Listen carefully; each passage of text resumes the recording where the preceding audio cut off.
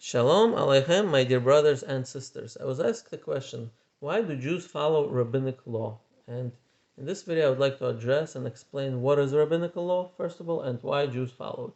So the idea of rabbinical laws or rabbinical decrees actually comes from a verse in the Torah, Deuteronomy chapter 17, verse 10, and it says that when a Jew has a question or doubt, he shall come to the judge, and whatever the judge will advise him or her, that must be obeyed and not be deviated from either right or left. Now, what is a rabbinical decree? And why did the Torah give this flexibility? So, in order to explain that, I think the best thing would be for me to give an example, and I think that will explain it. So, the example is as follows. In the Torah, we have laws about whom a person is forbidden to marry.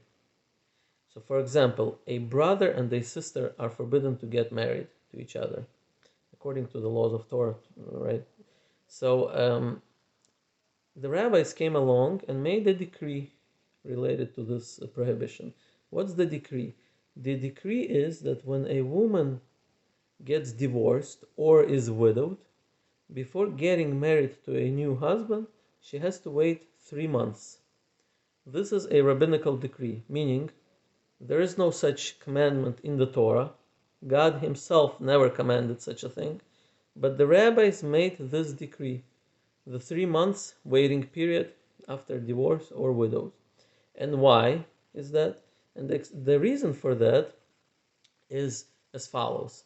If a woman gets divorced and gets remarried the next day, potentially what could happen?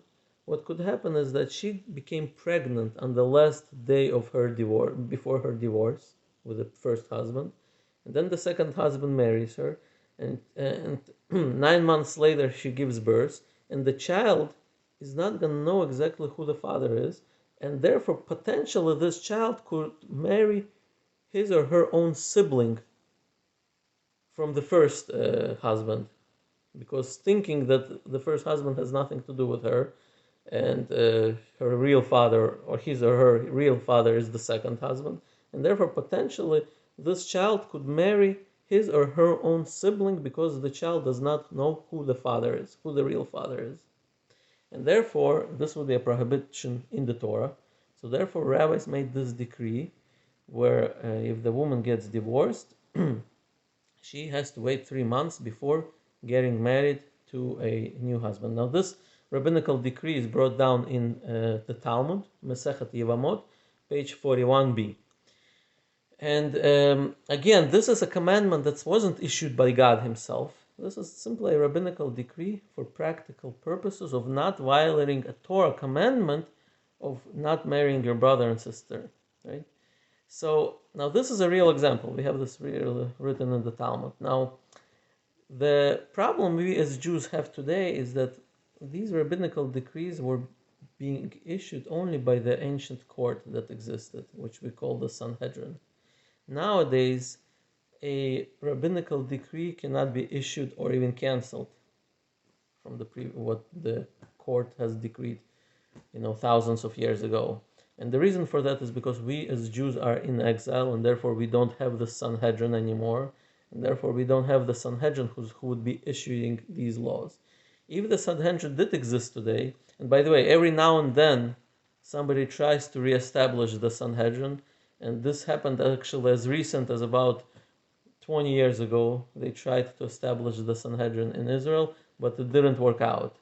Then also in the days of Napoleon, also they tried to establish, I think, Sanhedrin, also didn't work out. So for whatever reason, God did not allow us to establish the Sanhedrin, because it requires actually a consensus, I think, of all rabbis. They all have to agree. And once there is a Sanhedrin, then all Jews are obligated to follow.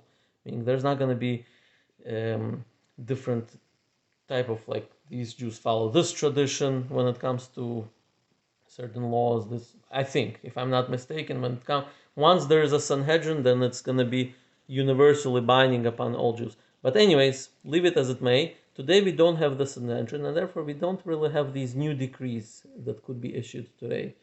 Now, Now let me give you an example that I think a non-real example, where the rabbis probably could have made a decree.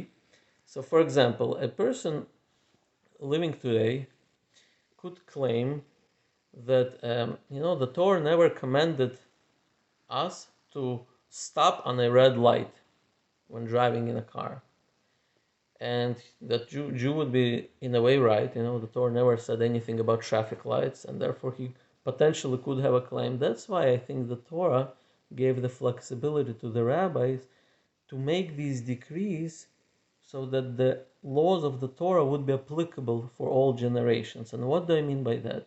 The rabbis could potentially make a decree and say, since in our society driving a car is something that's normally done, and we need traffic laws, and going on a red light could be potentially dangerous to oneself or to somebody else, and we have a law in the Torah that one is not allowed to commit suicide or murder, and therefore rabbis could make a decree that we decree that a Jew must stop on a red light or obey traffic laws, for example, right?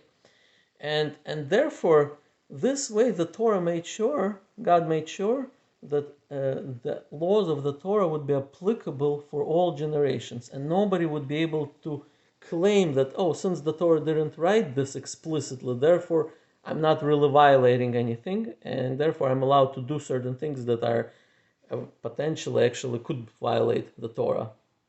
Now again, when the rabbis make these decrees, they're not allowed to just make decrees for no good reason. These decrees all have to be somehow related to the commandments of the Torah itself. So like the example I gave with the traffic light, I think, I'm not a scholar to decide, but I think they could potentially do such a decree. Why? Because this would be related to the commandment of the Torah of not committing suicide or not committing murder, because a person could accidentally kill somebody if there would be no traffic laws. So therefore, I think this is the reason why, because this way a person would not be able, any drug addict could claim, the Torah never explicitly wrote that cocaine is forbidden. And therefore, he would be either violating the Torah, right? Because actually cocaine would be probably tantamount to suicide, drugs. Eventually he's gonna die from all this, ruin his life and die from all this. And so on the one hand, he could think that he's right, but on the other hand, the other problem would be the people who know for sure that it's wrong. They would end up stretching the verses of the Torah in order to show how it's wrong to do cocaine. Stretching the meaning, and in order to avoid all this problem, all this mess, the Torah simply said, God Himself said in the Torah, that He gave the flexibility to the rabbis to make these decrees. And once the rabbis make the decree that drugs are forbidden, for example, right? Then that's it. There's no need for stretching the verses. There's no need to. It's simply the rabbis make a decree. If you want to know why the rabbis made the decree, you can learn about it. Study about the reasoning, whether you agree or disagree, it's already your problem. Once the rabbis make a decree, as Jews we have to follow. So I think this is the benefit. Now we see in the Torah itself, I think, is an example, which I think, I could be wrong, but if you look in the Torah, we have in the story of Yitro. Yitro was the father-in-law of Moses, peace be upon him. And it says that it's actually brought down, this story about Yitro is brought down in the book of Exodus, chapter 18, verse 22. And it says over there that when Moses was judging all the people, he was by himself. It says that Yitro, he was a very wise man, a Midianite man, the father-in-law of Moses, alav shalom. And Yitro advised him and told him to set up a court system where, there's going to be a judge for every small group of people, and then for a larger group of people there's going to be other judges, and then when if they cannot decide on the ruling, these judges, then they can come to you, to Moses, and Moses would help them with the decision. And the idea was so that first of all people wouldn't be standing in line to see Moses all day long, because he is just by himself. And it's not going to, Moses himself is not going to be as tired when judging. So anyways, he made this advice, and we see that Moses, alav shalom, accepted it, and he instituted this. And nowhere do we see in the Torah that God protested, meaning, oh, I did not command, why did you do such a thing? We see that God, it seems from the Torah, agreed with this procedure. And to me personally, it sounds like a rabbinical decree, like the first rabbinical decree there was, meaning God himself did not command it to do. But since it was a good idea, there's nothing wrong with doing it. God accepted it, and it's actually written in the Torah, and this was established. And now, one more point I need to address is because there is a verse in the Torah which says you shall not add or subtract anything to the Torah, to the commandments of the Torah, right? To the Torah itself. So doesn't this mean that, like the rabbinical decree, aren't these things adding to the Torah? And the answer to that is no, and I'll tell you why. When my son, let's say, comes in from school, and I tell him, hang your jacket on the hook, am I violating a commandment of the Torah by adding to the commandments of the Torah? Can my son claim, the Torah never commanded such a thing, putting your jacket on the hook, so therefore you're adding the commandment to the Torah, or why should I listen? So the answer to that is no, it's not a violation. Why? Because when the Torah says you shall not add or subtract, it's talking about the Torah itself. When it comes to rabbinical decrees, this is not commandments to the Torah itself. It's a rabbinical decree. That's why, by the way, it's important to make it clear when we talk about, let's say, rabbinical decrees. It's important to make clear that this is not a Torah obligation, but a rabbinical obligation.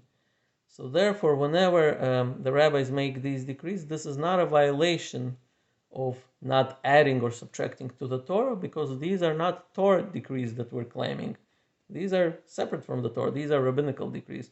So just like it's no problem for me to tell my son to hang his coat on the hook or to clean up, his room, there's no violation of adding to the Torah in this case. Same thing with the rabbinical decrees. There's no violation with adding to the Torah. Why? Because we are never claiming that these are Torah decrees. These are simply rabbinical decrees. So I hope this explains to you, and thank you for watching. If you have any questions, please comment, or you can find my YouTube channel on the Facebook, and you can also message me there. Thank you, and thank you for watching.